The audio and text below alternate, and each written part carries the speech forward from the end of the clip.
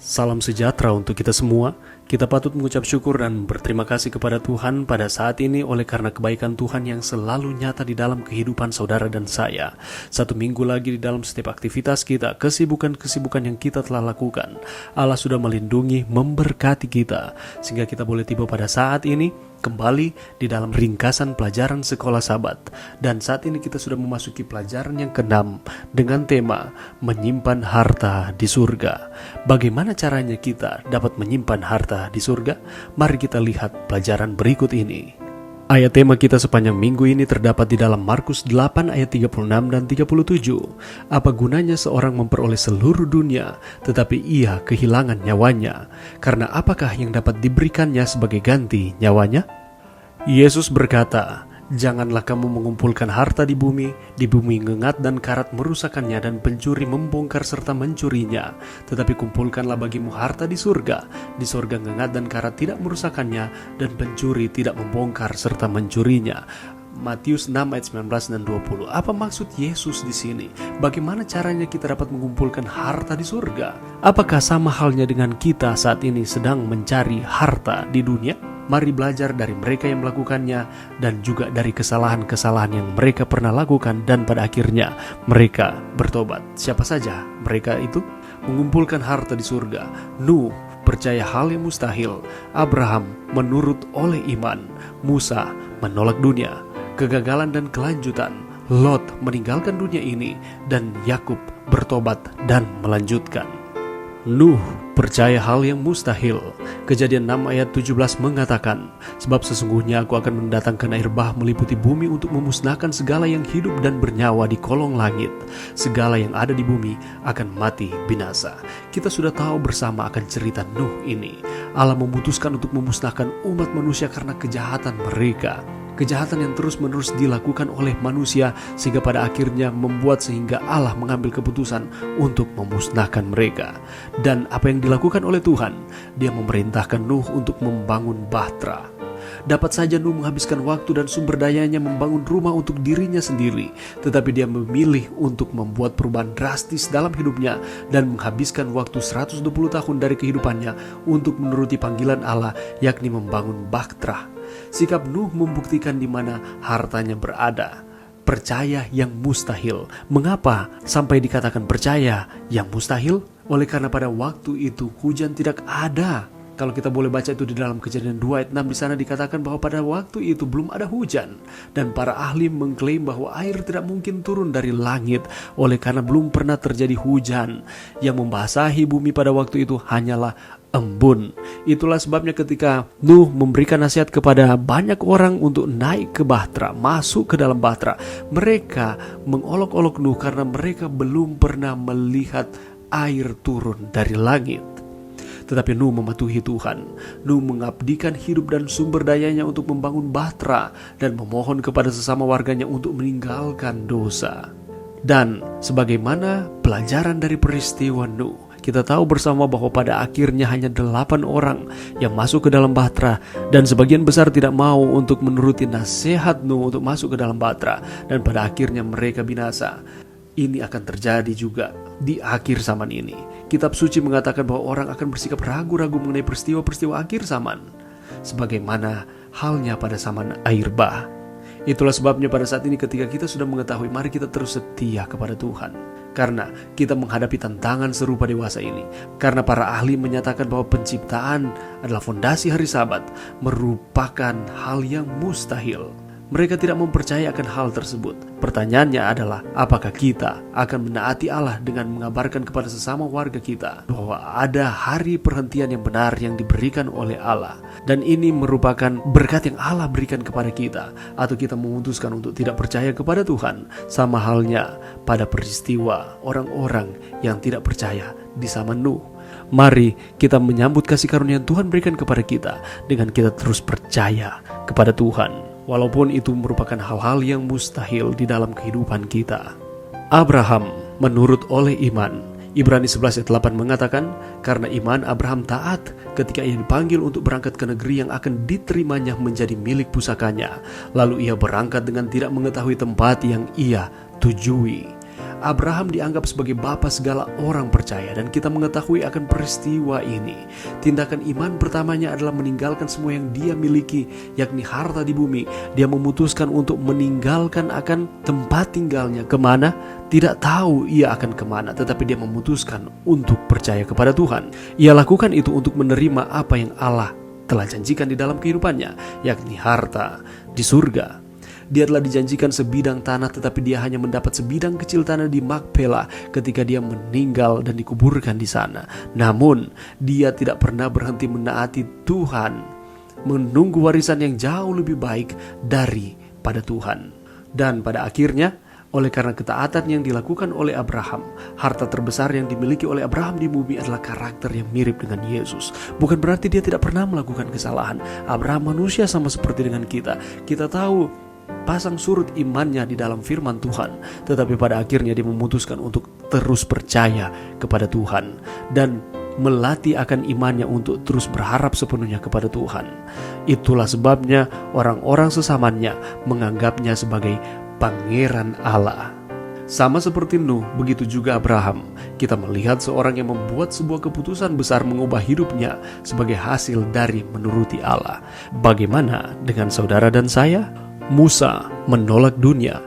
Ibrani 11 ayat 24-25 mengatakan, karena iman maka Musa setelah dewasa menolak disebut anak putri Firaun, karena ia lebih suka menderita sengsara dengan umat Allah daripada untuk sementara menikmati kesenangan dari dosa. Apa yang ditinggalkan Musa?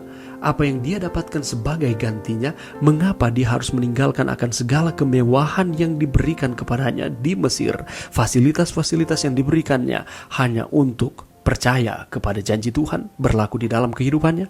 Musa adalah putra Hatshepsut dan pewaris Tutmose II. Dengan kata lain, dia ini merupakan pewaris kerajaan Mesir.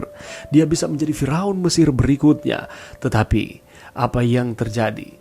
Walaupun Mesir adalah kerajaan yang paling berpengaruh di bumi pada waktu itu, Musa rela meninggalkan posisi tertinggi yang bisa dimiliki siapapun saat itu. Dia lebih memilih untuk menyimpan harta di surga daripada dia harus mencari harta yang ada di dunia ini. Dia menolak semua kemuliaan dan kesenangan duniawi dan memilih untuk memenuhi panggilan Tuhan untuk membebaskan Israel dari perbudakan. Kita tahu bersama akan ceritanya, begitu luar biasa Tuhan menggunakan Musa membebaskan akan bangsa Israel ini.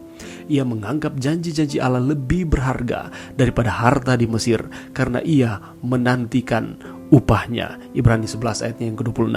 Bagaimana dengan saudara dan saya? Apakah kita rela menolak akan dunia ini demi memutuskan untuk tetap berada di dalam Tuhan? Walaupun banyak tantangan di dalam kehidupan kita, problema kehidupan datang silih berganti, apakah kita memutuskan untuk menolak dunia dan mengikuti Kristus sebagai juru selamat pribadi kita? Mari kita jawab di dalam hati kita. Lot meninggalkan dunia ini. Kejadian 13 ayat 12. Tetapi Lot menetap di kota-kota lembah Yordan dan berkemah di dekat Sodom. Ketika Abraham menyarankan Lot agar mereka mengambil jalan yang berbeda oleh karena percekcokan yang terjadi pada waktu itu, Lot menginginkan harta di bumi dan mendambakan dataran sungai Yordan, dan pada akhirnya dia memilih wilayah tersebut karena kelihatannya subur. Tetapi pada akhirnya lambat laun ia ditarik oleh daya tarik panggilan dari kota tersebut. Kita boleh lihat itu di dalam Kejadian 13 ayat 8-13. Ini merupakan keputusan yang keliru yang dibuat oleh Lot dan berdampak kepada istri dan anak-anaknya. Meskipun dia tidak pernah meninggalkan Tuhan, karena Petrus menyebutnya Lot adalah orang yang benar atau Lot yang benar di dalam 2 Petrus 2 ayat 7. Kerohaniannya dan keluarganya sangat dipengaruhi oleh kehidupan di Sodom. Kehidupan yang tidak takut akan Tuhan, kehidupan yang jauh daripada Tuhan, dan pada akhirnya mereka mulai terkontaminasi dengan gaya hidup kota tersebut. Setelah perantaran Abraham, Tuhan membebaskan Lot. Kita tahu cerita ini, di mana pada akhirnya Tuhan memutuskan untuk memusnahkan akan kota Sodom dan Gomora oleh karena kejahatannya. Dan Abraham mengadakan tawar-menawar dengan Tuhan, tetapi pada akhirnya kota tersebut harus dimusnahkan. Dan setelah perantaran Abraham, Tuhan membebaskan Lot, istrinya, dan putri-putrinya dari kehancuran Sodom. Tuhan mengatakan kepadanya bahwa dia harus meninggalkan Sodom dan melarikan diri ke pegunungan, jangan menoleh ke belakang. Tetapi pada akhirnya oleh karena pengaruh yang kuat, daya tarik yang kuat dari kota tersebut, dari dunia yang mereka tinggal pada waktu itu, yakni Sodom dan Gomora, Pada akhirnya, istri Lot terpengaruh dengan rayuan dari kota Sodom itu. Lot pada awalnya ragu, namun akhirnya ia meninggalkan akan dunia ini. Dia meninggalkan akan kesenangan-kesenangan dari Sodom dan Gomora dan memutuskan untuk hidup menurut petunjuk Tuhan. Bagaimana dengan kita? Betapa kita harus sangat berhati-hati dengan berbagai keputusan yang kita buat, terutama hanya memikirkan keuntungan jangka pendek yang berbeda dengan gambaran besarnya. Sebelum kita memutuskan sesuatu, mari kita berpikir panjang, melibatkan Tuhan di dalam setiap pengambilan keputusan kita. Yakub bertobat dan melanjutkan kehidupannya. Lalu kata orang itu, "Biarkanlah aku pergi karena fajar telah menyingsing." Sahut Yakub, "Aku tidak akan membiarkan engkau pergi jika engkau tidak memberkati aku." Kejadian 32 ayat yang ke-26. Sebagai orang muda yang mengasihi dan takut akan Allah, Yakub turut berkonspirasi dengan ibunya Ribka untuk menipu ayahnya dan mendapatkan berkat dari ayahnya. Yakub merindukan berkat hak kesulungan seumur hidupnya.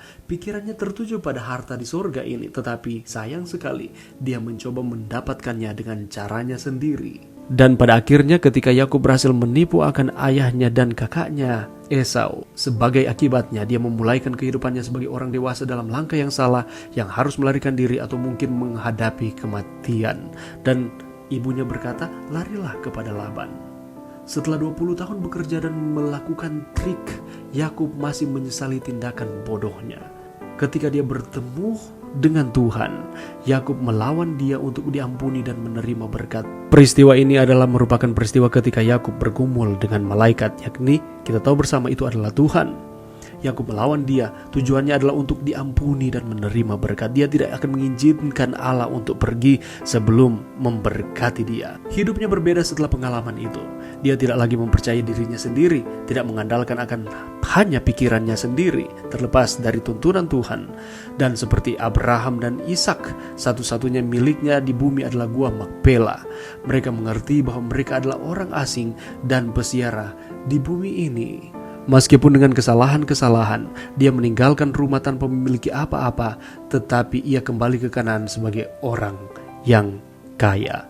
Yakub diberkati oleh Tuhan. Kehidupannya berubah setelah dia bertemu dengan Tuhan. Allah mengampuni akan setiap kesalahannya. Dia bertobat dan tidak melakukan akan kesalahan-kesalahan yang sama. Dia melanjutkan akan kehidupannya karena dia percaya Allah mengampuni, menyucikan dari setiap kesalahannya, dan memberikan kehidupan yang baru di dalam Tuhan. Menyimpan harta di surga akan memberikan kemuliaan pada karakter. Itu akan memperkuat kebajikan, mendorong belas kasihan, menumbuhkan simpati, kebaikan persaudaraan, dan amal. Itu akan mempersatukan jiwa manusia dengan Kristus. Melalui mata rantai yang tidak pernah dapat diputuskan, kita boleh mengumpulkan bagi diri kita sendiri harta di surga dengan menjadi kaya dalam perbuatan baik, kaya akan hal-hal yang tidak dapat binasa dan rohani. Tidak ada pria atau wanita yang dapat mengumpulkan harta di surga tanpa menemukan kehidupan di bumi yang diperkaya dan dimuliakan karenanya.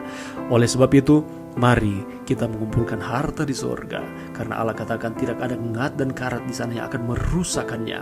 Karakter kita harus ditumbuhkan di dunia ini, karena karakter ini akan dibawa manakala kita berada di dalam kerajaan sorga. Mari kita saling mengasihi, mengampuni, memperhatikan satu dengan yang lain, karena Allah telah terlebih dahulu melakukan segalanya di dalam kehidupan kita.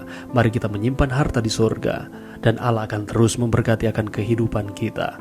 Mari berdoa. Terima kasih Tuhan atas firman-Mu sepanjang minggu ini. Bantu kami Tuhan untuk kami dapat belajar untuk terus mengumpulkan harta di surga, sehingga kami akan terus diberkati oleh Tuhan. Dan ketika Tuhan datang, kami diselamatkan.